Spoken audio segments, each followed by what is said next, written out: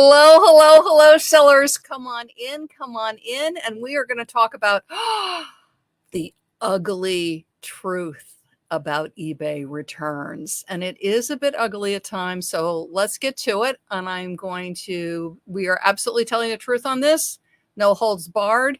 And I am streaming on this topic because this is actually one somebody messaged me and asked me about this. And I said, you know what? And I helped them. I was glad to help them. And I said, you know what, while I'm doing this, while we're on the subject of returns, and it's an important topic and it's something that's different on eBay that is on other platforms. So if you used a Poshmark, eBay returns are different and it's worth knowing what you can do and what you can't do. So come on in. Those of you that watch me live on my Facebook business page, I love to be selling. Thank you, thank you, thank you. I so appreciate it. And if you could like the page and follow, I thank you for that. My YouTube channel people, thank you, YouTube channel people. We're well over 8,000 people. And if you can subscribe to my channel, that's great. And we love comments and everything. And again, if there's certain topics you want, be sure to comment and let me know because I'm glad to stream on those to help you. And my podcast people, thank you. I think I'm closing in on 98,000 downloads, something like that. Anyway, thank you, thank you. But let's talk about returns.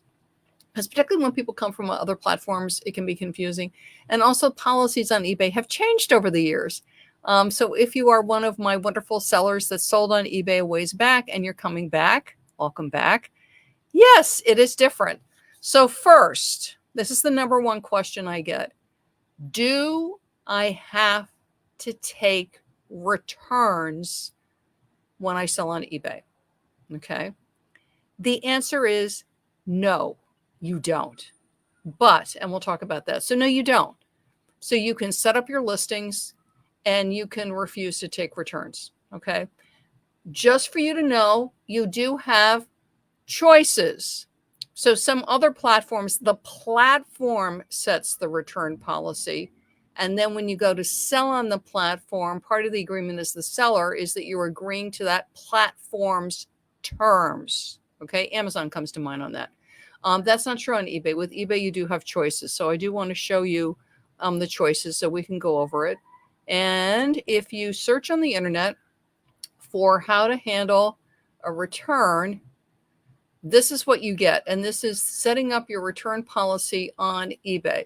So if you're not aware of it, like you might have had a certain return policy and you've just never really thought about it, just to let you know, you do have choices. And I want to talk about that. So first off, let's look at the choices. You can absolutely do no returns. And I'm going to talk about that because the question I got from my seller friend was about the no returns. Okay.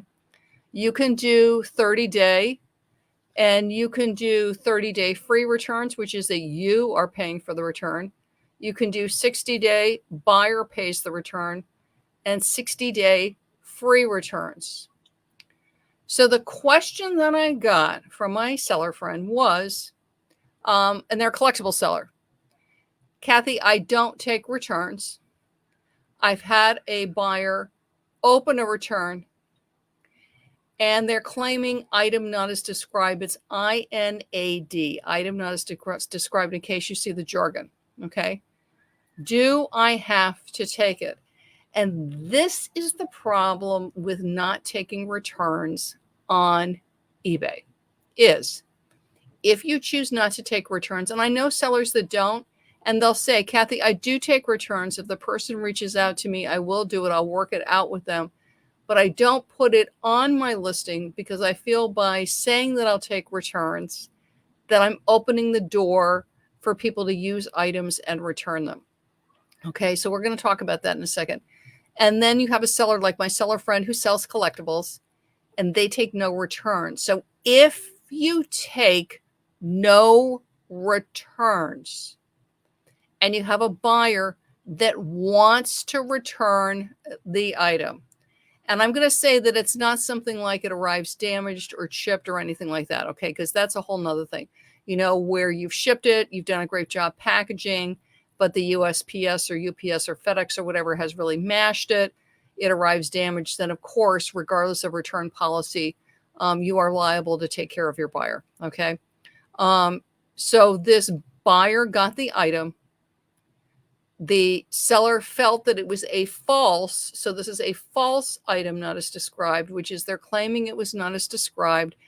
And they'll say a bunch of things, it has an odor.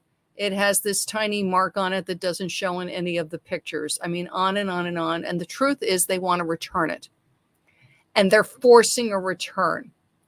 Because the way the eBay system is set up, if you claim item not as described, even when you don't take returns, eBay will allow the buyer to return it. Okay. Sometimes they will reach out to you before they open the return and say, this or that is wrong with it. I want to return it. Or what they're looking for is a partial refund. And this is one of the things that can be a little bit of a sticking point. For instance, with Poshmark, if somebody gets something, and let's say it's not as described, you made an honest error in it. Okay. You said it was a medium, they get it, it's a large. You shipped the wrong item, or somehow you described it wrong, or you said it was pink and they get it and it's blue. Again, you shipped the wrong item somehow. Then Poshmark allows the return. They don't allow a partial refund. So they don't allow the person to keep the item on Poshmark and for you to get part of their money back. They have to return the item to get a refund. Okay. And eBay has the same policy. They have to return the item to get a refund. Now, if they're hitting you up for a partial refund, it's up to you if you want to honor that or not. Okay. And sadly, because of the economic times and money's really tight for people, you do have people that look for any little imperfection they can possibly find and then hit you up for some kind of partial refund. Because they think it's a wise thing and it's a smart way to save a few dollars. Okay. So you do have that happen. It's up to you how you want to deal with it, because the eBay system does allow partial refunds. So this is why I encourage you, and again, I'll pull up the sheet where it offers all the different return policies, is rather than offering no returns, because then you're forcing somebody, for whatever reason they're unhappy with their purchase, to do a false item to do an item not as described. Okay. And it's false because it was as described. You're a wonderful seller. They're just looking to return the item. And it could be for a million different reasons. Okay. Rather than consider doing a 30-day return policy, and the buyer has to pay the return shipping. I see this a lot. I'll be shopping for tops, and I see these big clothing sellers. They all take returns. And it's interesting because a couple of years ago, I noticed they all did free returns. And I'm noticing now they all do returns, but the buyer pays return shipping. And the other thing they do, and again, this is going to vary on your category, so you need to sort of see what the competition is up to, is, so for instance, let's say it's a top, or let's say it's a collectible seller. They won't do free shipping. They will charge. So the top is $15. The shipping is, let's say, $8. Is then for me to return it, for me to get my $10 back, my $12 back, my $15 back, I'm out the original shipping. Because when you do the return, didn't fit, change my mind, whatever it is, you as a seller deduct the original shipping. The refund is only for the item price. And this is why I encourage you to consider 30-day buyer pays return shipping. The only time I ever do free shipping, and this is when you go and you take a look at your sales on the categories that you sell, is on categories that you never get returns. For instance, I do sell some collectibles. You know what? I honestly can't remember ever getting a collectible back, but I'm sure I have over the years. For me, I don't get collectibles back. Okay. But if you're in a category like my friend Joe, Hubcap Joe, he sells hubcaps, and he tells me they don't read, they buy the wrong hubcap, they're buying the wrong thing, they're not making sure that it's compatible with their car. So he has very high returns. So he takes returns, but the buyer pays for the return. Okay. And then you just relist it. So I realize, especially when you're new, and I realize, there's times when money's really tight, when you sell the thing and you're like, yay. And then all of a sudden 2 weeks later, you're getting a return, which means you're going to have to refund the item. But I find it is far better to offer returns like a 30-day return. And again, do free returns. Do a 60-day return on stuff that you don't get anything back. And I'll explain to you why on that. But offer 30-day and consider buyer pays return. And if it's one where you find you do get occasional returns on, consider not doing free shipping on those items, but charging for shipping. Because that way, when the item comes back, doesn't fit, didn't like it, changed my mind, whatever it is, you don't have to refund the initial shipping. Because when you do have a no return policy, a buyer that they're unhappy with their purchase for any reason, rather than sucking it up, what they will do is they will be tempted to open an item not as described, and really just look for any little thing that they can use to trigger an item not as described. So that's my input on returns. Now, my bonus tip, this is for my intermediate advanced sellers, is take a look at your competition. Let's say you're doing 30-day buyer pays return shipping, okay? And you look around for whatever category you're in, right? Whether it's clothing, whether it's collectibles, whether it's toys, games, puzzles, whatever category you do. And again, soup to nuts, right? So this is going to be one where you're going to look at what works for women's clothing, what works for men's clothing, what works for plushies. We're coming up on Valentine's Day, what works for lingerie, what works for, and then we're coming up on St. Patrick's Day. So what works for all the fun green items we might be selling. And then we have Easter Passover coming up. If all my competition is doing 30-day buyer pays return, I might take a look at doing 60-day, buyer pays return, just to sort of move the needle, just to give myself a little bit of an edge, just to help me get a little bit of a head start on my competition, particularly when you're in categories that are very, very competitive. And the way to know, so one is you just scan, you just look, just go through like a customer and just look at what some big sellers are doing. You can take a look at solds.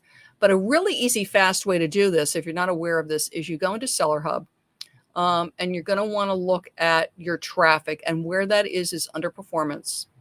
And once you click traffic, look to the right for download listing quality report. Okay, download it.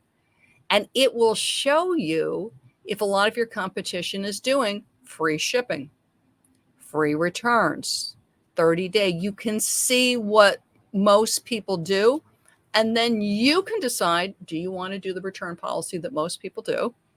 Or do you want to gain a little bit of an edge, stand out a little bit, and maybe push it up? So if everybody's doing 30-day buyer pays return, and if it's a category that you very rarely get returns on, one, I might think about doing free returns. And the other thing is I could bump it to 60, okay? And this is the kind of thing that helps your listing stand out to your buyers and can help you to score sales over the competition.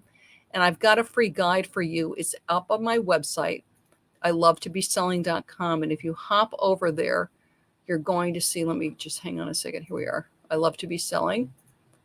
You are going to see eBay listings that sell free guide. Okay. And I recently updated this. And what I do is I go through and I pull some really good tips for eBay listings that help you stand out against the competition. Things like looking at your return policies, one of them. And again, you're not looking to give money away. You're not looking to attract returns. What you're looking to do is to stand out against your competition. So hop over to my website. I love to be selling eBay listings that sell. Grab the free guide. And again, if you've got questions, feel free to message me, but you're also willing to comment and let me know, like, Kathy, I would love a video on this topic. I love hearing from you guys, but grab that free guide. You will love it, love it, love it. And again, eBay listings that sell free guide. Thanks so much for listening, everybody. I'm Kathy, and I love to be selling. Bye-bye, everybody.